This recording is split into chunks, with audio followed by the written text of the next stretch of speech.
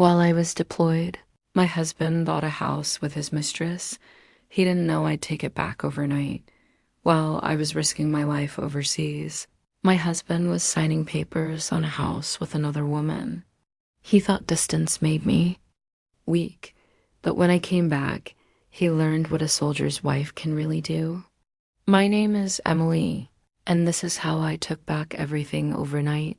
I still remember the day I boarded the plane for deployment. The weight of my uniform pressed against my shoulders, but it was nothing compared to the weight of leaving my husband Daniel behind. He held me tight at the airport, whispering that he loved me, promising he would be waiting faithfully. I believed him because I had to. When you're about to leave for months in dangerous territory, you need to trust that the person you love most is on your side. The first few weeks overseas were brutal. Long days, restless nights, constant tension. I clung to Daniel's emails and video calls like they were oxygen. He'd tell me he missed me, that he couldn't wait until I was home, that everything would be the same. I had no reason to doubt him, but slowly I started to notice small cracks. His responses grew shorter, his tone flatter. Where once he'd write paragraphs about his day, suddenly I'd get a few words, sometimes just a sentence. I blamed it on stress or work. I told myself I was imagining things, that I was just tired. Then came the silence. Entire days with no reply. He said his phone was dying, or he was busy, or something had come up. I wanted to believe him, so I did. But deep down, a knot started to form in my stomach. One night, after a long patrol, I sat on my cot, scrolling through social media to distract myself. That's when I saw it, a picture I'll never forget. It wasn't posted by him, of course. It was on a mutual friend's page. The photo showed Daniel at a backyard barbecue, standing beside a woman I'd never seen before. His hand rested on her waist in a way that wasn't casual. He was smiling, and she was leaning into him like they had known each other forever. My blood ran cold. I wanted to scream, but I couldn't. My squad was asleep around me.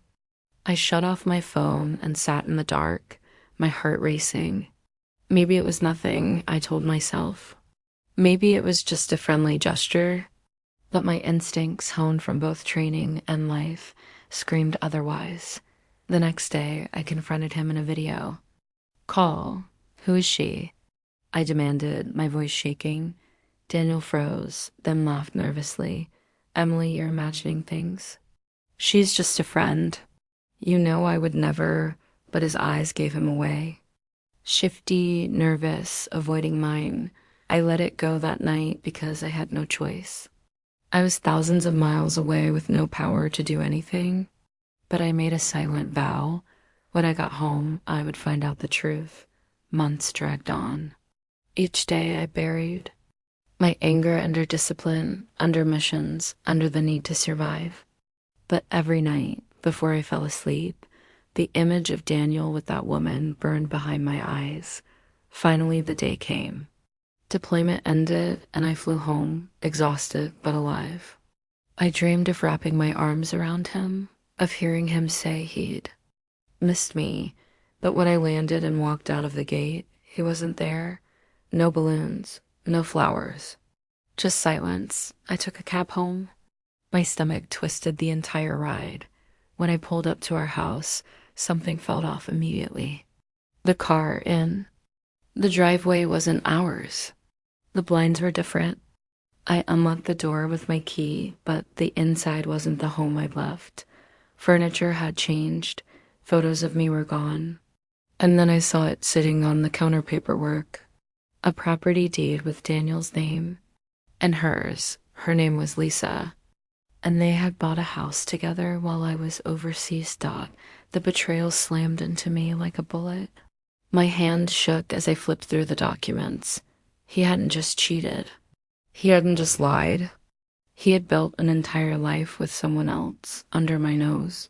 While I was serving my country. The sound of the front door opening snapped me out of it. Daniel walked in, holding grocery bags. He froze when he saw me, his face draining of color. Emily, what are you doing here? I glared at him, my voice icy. This is still my house, Daniel. The better question is, what are you doing here? Before he could answer, she walked in. Lisa, pretty, confident, holding a bag of wine like she belonged. When her eyes landed on me, she stopped, her smile fading. I felt my chest tighten, but I didn't let them see me break. I stood tall, staring both of them down. Daniel stammered, Emily, it's not what it looks like. I laughed, but it was. Hollow. Oh, it's exactly what it looks like. And you're going to regret every second of it. That night, I didn't cry. I didn't beg. I didn't plead. I started planning. Because if Daniel thought I would just walk away quietly, he didn't know who he had married. This wasn't over. Not by a long shot. When I woke up the next morning, I could not shake the images from last night out of my head. That house, that betrayal. My husband standing beside her, looking so at home with her as if I were nothing more than a ghost. It made my chest burn, not with grief anymore, but with something sharper, heavier, unrelenting, pure determination. I was done being the victim. I made myself black coffee, sat at the small kitchen table, and opened my laptop. If Daniel thought I was some naive woman who would sit and cry while he played house with his mistress, he had another thing coming. I had spent years working in logistics during my deployment. Strategy was second nature to me. My mind worked in blueprints, plans, and execution.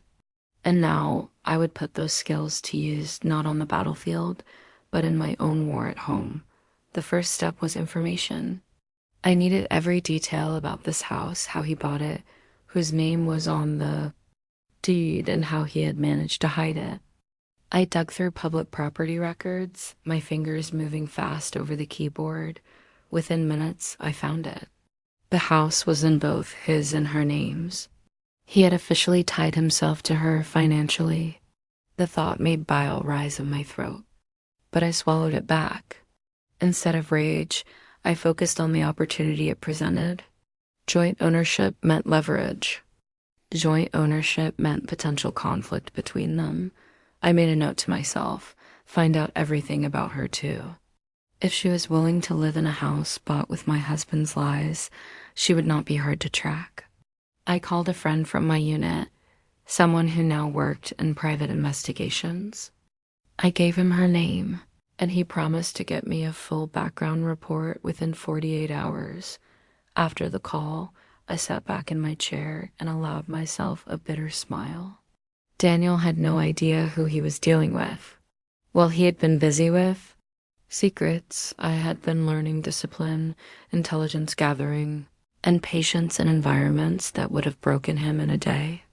He was playing checkers while I had been trained in chess. That evening, I drove by the house again. This time, I parked farther away, staying in the shadows. I watched as the lights came on inside. I saw her tall blonde moving confidently through the kitchen. She was wearing one of Daniel's old shirts, that familiar navy blue one he used to wear on Sunday mornings with me. My stomach twisted. He had recycled me right out of his life, as if I were disposable. But instead of tears, I felt an almost frightening calm settle over me. I whispered to myself, almost like a vow, "You will regret underestimating me." The next day, the background report came in. Her name was Chloe Martin. She worked in real estate, which explained how Daniel had been able to navigate the house purchase so quickly. She had 2 failed relationships behind her, both marked by messy financial disputes. She had a reputation in her circle for being ambitious, even ruthless. Interesting. That meant she was not in this for love. She was in this for gain. That was my way in. I decided to confront Daniel, not openly. Not yet, but in a way that would rattle him. That Friday evening, I waited until I knew he would be home. Then I called him. My voice was steady, but underneath, there was steel. "Daniel," I said when he answered. "We need to talk." There was silence on the line, then a forced sigh. Emily, I was going to call you. Save it, I cut in. I know about the house. The pause was so long, I almost thought the line had disconnected. Then he stammered, I don't know what you mean. You do, I said. Calmly, I saw you and her, standing on the porch of the house you bought together. You can stop pretending. He was breathing hard now. Emily, listen, it's not what you think. Things got complicated while you were gone. I needed comfort, and I almost laughed. Comfort? That's what you call it? Signing legal documents with another woman while I was dodging bullets overseas? His silence was answer enough. I'll make this very simple, Daniel. Continued. That house you bought, consider it already mine. You'll see soon enough what I mean. And then I hung up. I leaned back, adrenaline rushing through me. I had not raised my voice, had not begged, had not wept. I had been ice cold, and I knew it would shake him, because Daniel thrived on control. And now he knew he had lost it. That weekend, I began to set my plan into motion. I started by contacting a lawyer who specialized in marital assets and contested property cases.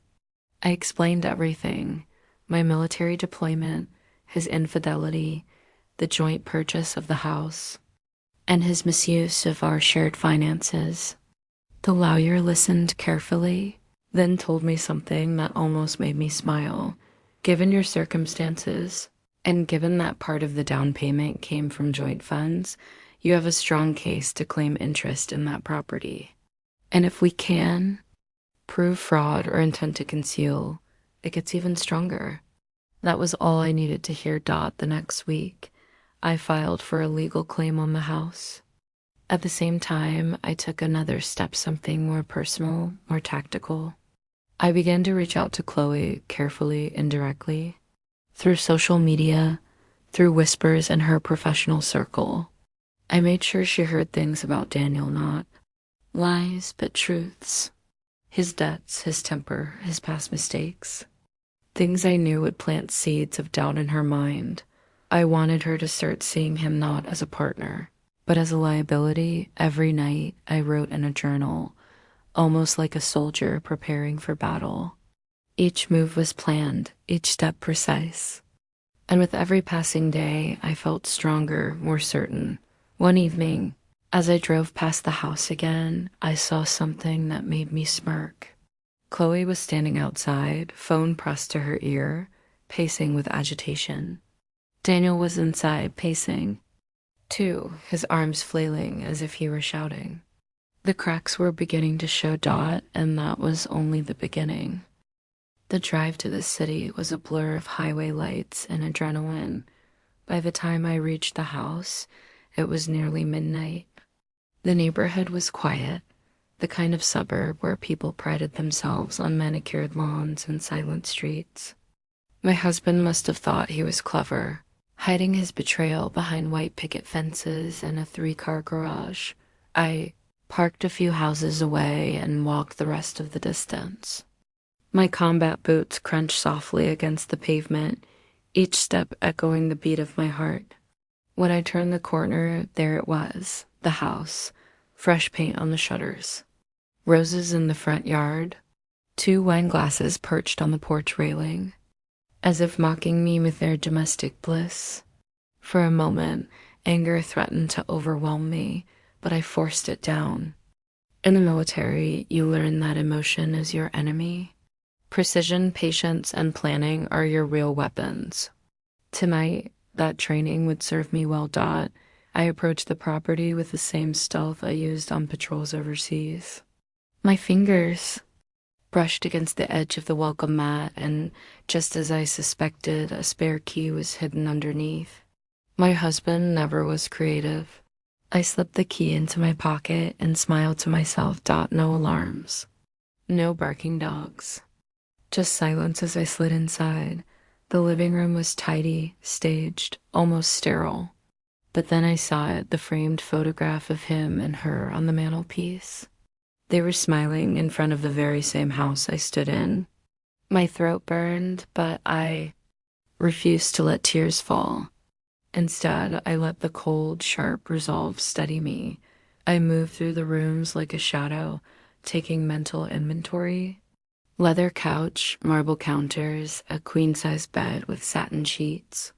All of it built on lies. All of it financed with money that should have secured our future dot in the office. I found what I was really looking for: a desk stacked with unopened mail, mortgage statements, bank documents, and most importantly, the deed. I flipped through the pages until my eyes landed on the signature. His name, her name, side by side like a punch to the gut.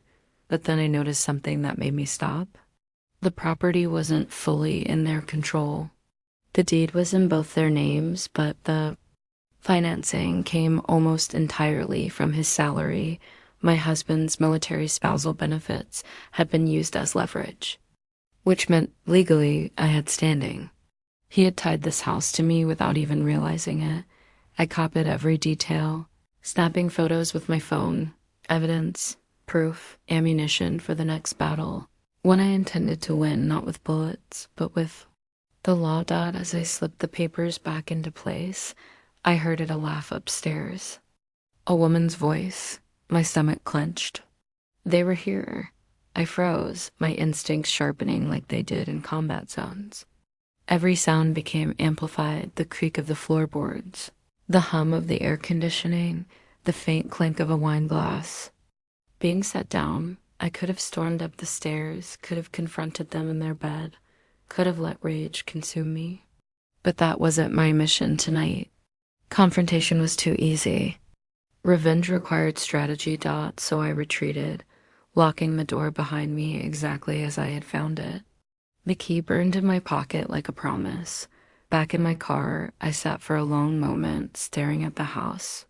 I realized then that I wasn't just going to take back what was mine. I was going to make them regret ever underestimating me. The battlefield had shifted.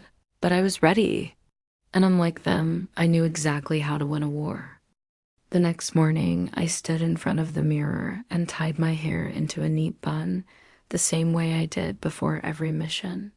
Only this time, my battlefield wasn't sand and stone in a foreign land.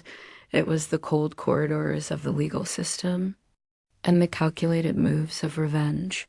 I had already emailed the photos of the deed, the mortgage papers, and his financial ties to my lawyer. By noon, we were sitting across from each other in a polished office downtown.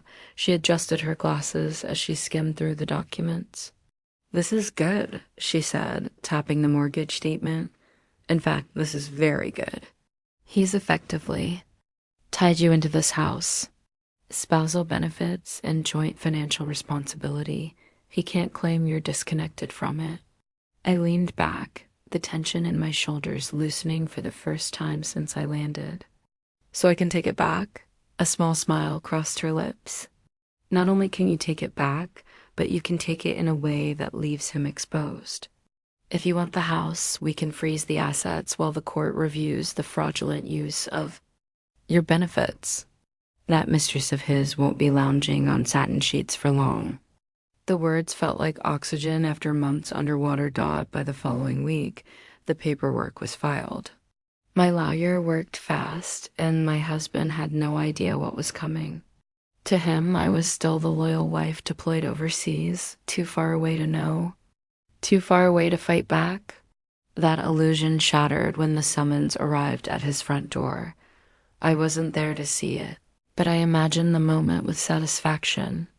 Him tearing open the envelope, the color draining from his face as he realized his safe little paradise wasn't so safe anymore. But I wasn't done. One night, a few days after the papers were served, I drove back to the house. This time, I didn't hide in the shadows. I parked right in front, my headlights sweeping across the perfect lawn. When I stepped out, the mistress was on the porch. She froze, gripping her wine glass like a shield. "You," she whispered, as if I were a ghost. I didn't raise my voice. I didn't need to. "Enjoying my house?" Her lips parted, but no words came.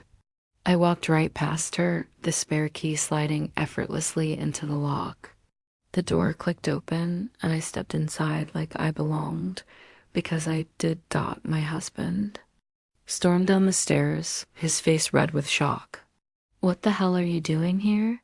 I turned slowly, meeting his eyes. "Reclaiming what's mine, legally, financially, and very soon physically." He started to bluster, shouting about me overreacting, about how I was supposed to be away, but I could see it in his eyes here. He knew he had underestimated me. I didn't argue. I simply placed the court order on the counter and walked past him, each step deliberate, each second a reminder that he no longer held power. As I left, I turned back once more. "Enjoy the place while you can. Soon, the locks will change." Their faces were a mixture of rage and panic, but all I felt was calm. This wasn't about jealousy anymore. It wasn't even about betrayal. It was about control. About reminding them both that I wasn't a victim, they were. The next battle would be in court, but in that moment, I had already won the psychological war. The court date came faster than I expected. I walked into the courtroom with my liar by my side, my uniform crisp beneath my civilian coat. The air smelled faintly of paper and polish, and the silence was heavy until the bailiff called the session to order. Across the room sat my husband, his mistress close enough to whisper into his ear. He looked tired, stressed, like a man who thought he was untouchable and suddenly realized the ground beneath him was crumbling. The judge flipped through the file, eyes narrowing as he read. "So let me get this straight. While your wife was deployed overseas, you purchased this property with funds connected to her military benefits and without her knowledge?" My husband stammered. It wasn't like that. "She's blowing this out of proportion." My lawyer stood calm and collected. "Your Honor, here are the mortgage documents. You'll notice the joint spousal benefits listed. She was not consulted, nor did she consent. And yet her benefits are paying for this house that he currently occupies with another woman."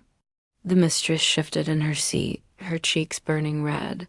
The judge looked directly at me. "And you were deployed during all of this?" "Yes, Your Honor," I said firmly. "I was serving overseas while he built a life behind my back." The gavel struck once, the sound echoing. "This is not only fraudulent, it is disgraceful. Effective immediately, the property is frozen.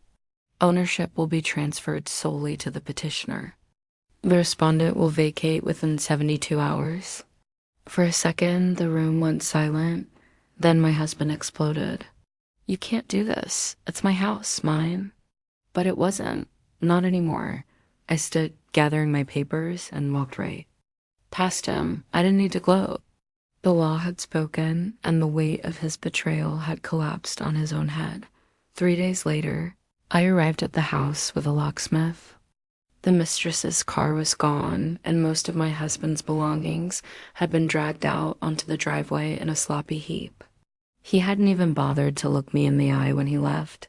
The locksmith handed me the new keys, and I stood there for a long moment, staring at the place that once symbolized his betrayal.